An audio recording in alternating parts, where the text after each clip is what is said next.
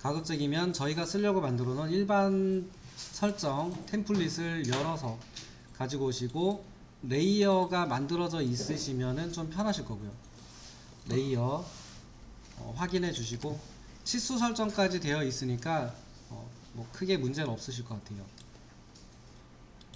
먼저 이제 물체를 보고 나서 하셔야 되는 거는 물체를 파악하시는 게 좀 필요하고요.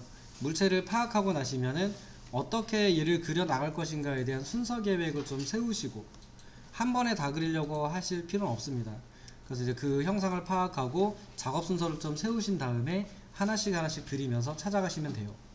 이제 그때 가장 형상에 크게 영향을 주는 애들 먼저 그리시면 좋거든요. 근데 지금 같은 이 형상은 보면 4개가 같은 형상이고요. 뭐 일단은 안쪽에 있는 형태, 안쪽에 있는 원 2개가 기본적인 형상이었을 거고요. 그 다음에 밖에 있는 이 원하고 이 원이 기본적인 형상이었을 거고, 얘네들을 연결하는 45도 방향의 선에서 뭐 이렇게 되어 있는 선들을 그리신 다음에 반대쪽으로 미러 하신 다음에 형상 다듬어서 만드는 방식이고, 이제 이쪽 부분 같은 데는 필렛 하셔도 되고 탄젠트 레디우스 하셔도 되고 이렇게 됩니다. 그래서 실제로 이게 전부가 파악이 안 돼도 그리시다 보면은 판단이 되는 경우가 많으니까 한번 그려 보겠습니다. 그래서 십자선이 먼저 필요할 거니까, 크기는 이 빨간색 중심선으로 되어 있는 거가 기준 크기다 라고 보고 그리시면은 지름으로 113mm 되어 있습니다. 그래서 여유 있게 150에서 한 200 채 안 되는 크기로 그리시면은 될 것 같아요. 그래서는 한 170 정도 되는 수평선과 수직선을 먼저 그렸습니다. 여기까지는 되셨을 거고, 교차점, 스냅을 잘 쓰셔야 되는데, 이렇게 교차선을 만들어 놓으면은 미드포인트하고 그러니까 삼각형 아이콘하고 X자 아이콘이 거의 거기서 거기로 보여요. 이럴 때는 그냥 확대를 하십시오. 확대를 하시거나 아니면은 교차점만 잡고 싶을 때 쓰는 기능이 Shift 마우스 오른쪽 버튼, 그러면 여기 인터섹션이라고 있는데 얘가 교차점 스냅이죠. 이렇게 쓰게 되면은 다른 스냅은 안 잡히고 교차점만 잡힙니다. 그러면 미드 포인트를 실수로 찍으실 확률은 없겠죠. 찍어주시고, 방향은 45도 방향이니까 45도 꺽쇠에서 45도 주고 대각선 여유있게 선 하나 그려두시고, 혹시 다른 선으로 그려졌다면 매치 프로퍼티스 MA라는 기능을 이용해서 바꿔주시고요. 자, 여기까지 되셨으면 동그라미가 하나 있어야 되죠. 이 여기 있는 원을 그리려면 얘가 필요하다고요. 가운데 있는 부분은 그릴 수 있으니까 밖에 있는 지름 113mm 짜리 원도 그리셔야죠. 그래서 지름 113mm,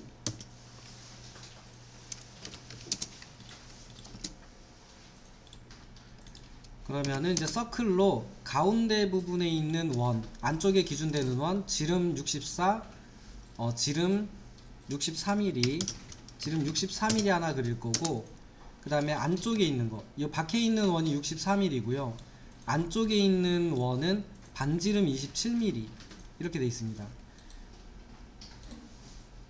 여기 반지름 32라고 또 써있네요.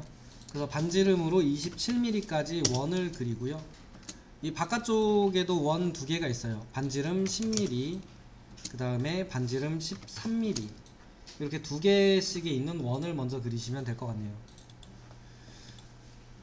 그 다음에 이제 큰 틀 먼저 그리시면 돼요. 일단은 얘가 좀 궁금하거든요. 여기 이거는 당연히 필렛으로 가능하다라는 걸 알고 있기 때문에 필렛으로 그리면 돼요. 반지름 20이거든요.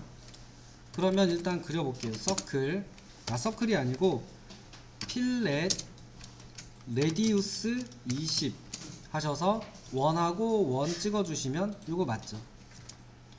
서클 TTR 하신 다음에 찍어주고 20 하셔도 동일해요. 근데 필렛으로 그릴 수 있다는 거를 잘 활용하시는 게 훨씬 유리하죠. 이거 자르시는데 보면 시간이 걸리잖아요. 확대해야 되고. 그래서 저 기능을 잘 기억하셨다가 쓰시면 좋습니다. 이 가운데 부분에 선이 있는데 이 선 같은 경우는 보면은 지름이 10mm 되어 있어요. 지름이 아니고 이 사이거리 10mm. 그럼 당연히 가운데에서 평행하게 5mm, 5mm 옵셋 해주면 나오겠죠. 이때에도 중심선인 상태로 두지 마시고 옵셋 5mm 하셔서 옵셋을 해주시고 매치 프로퍼티스로 바꿔주세요. 그래야 덜 헷갈립니다. 그리고 나서 가장 불필요해 보이는 부분을 먼저 자르세요. 이렇게. 그러면 좀 쉽습니다. 물론 커팅 엣지라는 옵션이 생각나신다면 트림을 하실 때도 커팅 엣지가 생각난다, 기억난다 그러면 양쪽을 잡아주고 그리고 나서 자르시면 여러 번 클릭하지 않고 자를 수 있겠죠. 그래서 이렇게 정리하시면은 금방 되죠. 한 번에 다 하지 마시고 천천히 하십시오. 천천히. 모서리까지, 요런데 모서리까지 자르시면 되겠네요. 여긴 안 잘랐어야 되는데 잘못 잘랐네요. 자, 요렇게 생겨 있네요.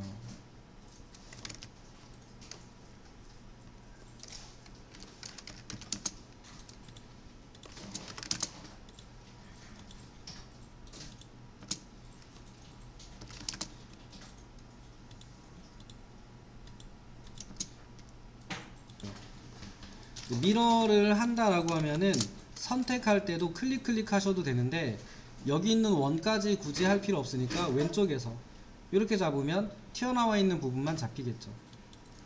얘를 미드 포인트 가운데를 기준으로 수직하게 미러 해주고 아래쪽도 위쪽에 있는 애들만 잡아서 이렇게 미러를 해주면 생기지요. 그 다음에 트림을 써서 가장 불필요해 보이는 부분을 먼저 자르세요. 그러면 생각보다 안 복잡해요. 그러니까 이 자를 때도 요령이 있는데 저거는 100% 필요 없다라고 하는 가장 큰 애부터 자르세요. 그렇게 하시면은 금방 정리가 됩니다. 치수 같은 경우는 일단 dim이라고 하는 거로 다 넣을 수 있는데 이제 가끔 가다가 명령어가 잘 안 들어가거나 그러면 여기에서 한번 넣어 보시면 괜찮습니다. 여기서 눌러서 넣으셔도 돼요. 가끔 한 번씩 쓰는 건 가끔 눌러서 여기서 누른 다음에 넣으셔도 상관없으세요. 일단은 dim 이라고 하는 명령어 하나로 다 넣을 수 있는데 첫 번째 방법은 선에다가 마우스를 올려 놓으시면 돼요. 후에다가 올리면 자동으로, 스냅은 조심하셔야 되고요. 스냅은 피해서 선에다 갖다 놓으면 반지름이 나오고 원에다가 갖다 놓으면 지름값이 나오게 돼 있고 호에다 갖다 넣으면 반지름이 나오고 직선에 갖다 대면 직선의 길이값을 보여줍니다. 그리고 이제 특정 위치에서 특정 위치 두 지점을 클릭해 주면 예를 들어서 끝점과 끝점을 클릭해 주면 두 지점 간의 거리를 보여주는 방식입니다. 그래서 dim 하시고 자주 안 넣어봤으니까 각도 한번 넣어볼게요. 각도는 평상시에는 안 나타나요, 옵션에. 그래서 이런데 마우스 올리시면 옵션이 안 나오고요. 아무것도 없는 곳에 마우스를 두시고 커맨드 라인을 보시면 아무것도 없는 곳에 마우스를 놓고 커맨드 라인을 보시면은 앵귤러라고 하는 옵션이 있습니다. 저게 이제 각도니까 A 스페이스바 하신 다음에 첫 번째 선과 두 번째 선을 클릭해 주시면은 이렇게 각도를 보여주는 치수가 나옵니다. 다시 한번 보여드릴게요. dim 비어있는 곳에 마우스 놓고 클릭하시는 게 아니고 옵션을 A로 바꾼 다음에 첫 번째 선, 두 번째 선을 클릭하면 얘를 배치할 수 있고요. 이 옵션을 바꿔서 쓰는 게 좀 불편하신 분들은 이쪽에 있는 아이콘을 눌러서 앵귤러라고 하는 걸 직접 클릭해서 쓰시는 것도 괜찮습니다. 각도는 아마 분야를 막론하고 많이 쓰진 않을 거예요. 각도 치수를 정말 많이 넣는다 그러면 어떻게든 방법을 외우셔야 되고요. 대부분은 각도 치수는 정말 한두 번 넣어요. 한두 번. 그래서 이렇게 눌러서 쓰셔도 크게 속도에는 지장이 없지 않나 라는 생각이 드네요. 그래서 한번 넣어 보시고, 저는 화살표가 작아 보이는 건 선 굵기 때문에 그래요. 정확히 보이실 거고, 그 다음에 반지름 치수를 여기다가 넣을게요. 반지름 치수를 넣으려고 마우스를 올렸는데 반지름 13이라고 나왔는데 여기에서 마음에 들지 않는 게 있죠. 뭐냐면 중심선을 나타내는 선이 필요 없는데 나왔어요. 그리고 여기는 꺾어서 쓰고 싶어요. 꺾어서 이렇게 꺾어 가지고 R13이라고 쓰고 싶었는데 지금 얘가 기본값이 펴서 쓰는 거로 되어 있기 때문에 펼쳐져 있습니다. 물론 이쪽은 펴서 써야 되니까 당연히 편 옵션을 끈다 그러면 또 안 되잖아요. 그래서 이런 경우는 컨트롤 키와 숫자 1번을 누르면 특성창이 나오는데, 특성창이 나와 있는 상태에서 반지름 치수를 누르면 여기에 이제 그 설정에서 했던 거를 개별적으로 바꿀 수 있게 돼요. 그래서 이 중에서 중심선을 제어하는 거하고 꺾어서 쓰는 옵션이 있었는데 그 옵션을 한번 찾아서 바꿔 보십시오. 지금 보이는 이 상태로 한번 바꿔 보시면 되겠습니다. 보세요. 자, 일단은 여기에 있는 걸 누르시고 텍스트 쪽에 가시면은 여기에 텍스트 아웃사이드 그 다음에 인사이드가 있어요. 이 두 개 중에 하나가 얘를 꺾어주는 겁니다.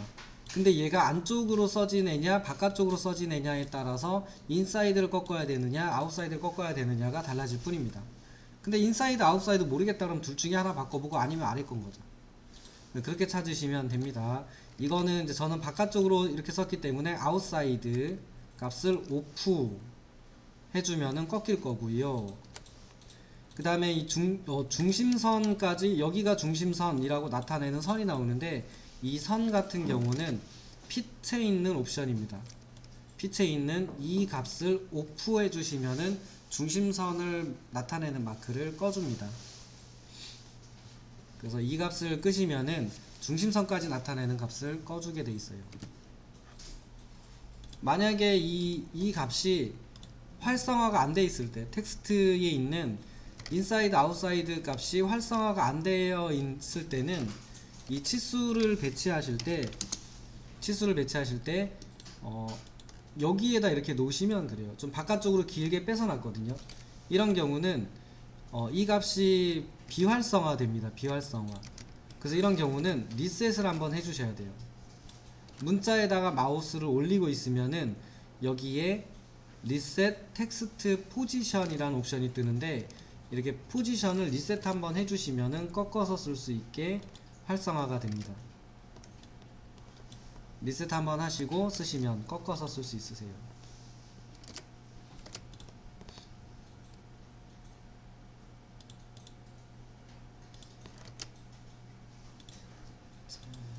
그 다음에 뭐 이렇게 자주 쓸만한 건 아닌데 진짜로 꺾어야만 해결되는 경우가 있어요. 그래서 그럴 때 한번 써보시면 되고, 그 다음에 여기 있는 지름값의 표현도 분명히 여기에 갖다 대시면은 반지름 값으로 나올 거예요. 이유는 여기가 호거든요. 얘가 호다 보니까 마우스를 갖다 대면 반지름이 나올 건데 값은 지름으로 써줘야 돼요. 그렇다면 디멘전 여기에다가 마우스를 갖다 대면 반지름 값으로 나오죠. 여기 갖다 대면은 반지름 값으로 나옵니다. 이때 마우스를 올려놓고 반지름 값이 보여지고 있을 상태에서 커맨드 라인을 보시면은 이건 반지름을 써야 되는 거죠. 호니까.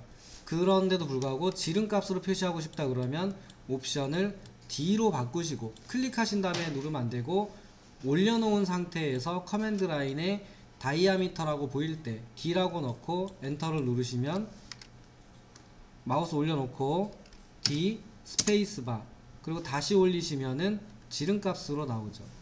이때 클릭하시고 마우스 위치를 안쪽에다가 넣어서 이렇게 배치해 주시면은 지름 64라고 표현이 되죠.